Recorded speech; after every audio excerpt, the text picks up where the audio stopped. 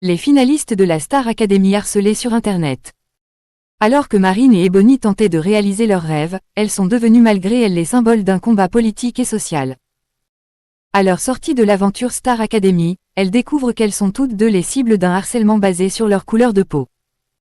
Une surprise bien décevante pour celles qui imaginaient être jugées pour leur art.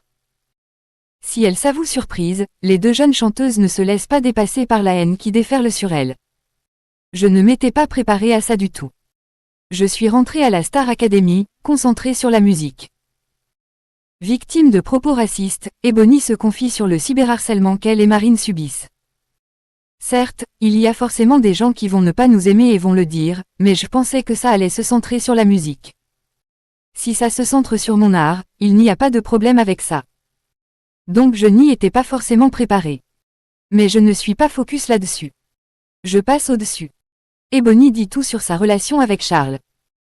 Sortie du château de Damary-les-Lys après 3 mois et demi d'aventure, Ebony fait le bilan de son expérience à la Star Academy. Parmi les éléments les plus marquants, hormis ses performances, on relève notamment sa grande complicité avec Charles.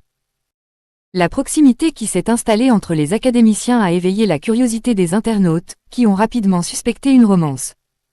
Mais pour Ebony, il n'y a aucune ambiguïté. C'est vraiment un ami pour moi. Je ne veux pas que les gens pensent qu'il y a un truc entre lui et moi, alors que c'est inexistant, précise-t-elle à tous ceux qui rêvaient d'un couple, charni. C'est vraiment un pote, on s'est rapprochés au fur et à mesure de l'aventure, mais amicalement. On aime bien rire et faire des blagues. Ce qui semblait être le début d'une idylle s'avère donc n'être qu'une simple, mais très belle amitié entre les deux jeunes artistes.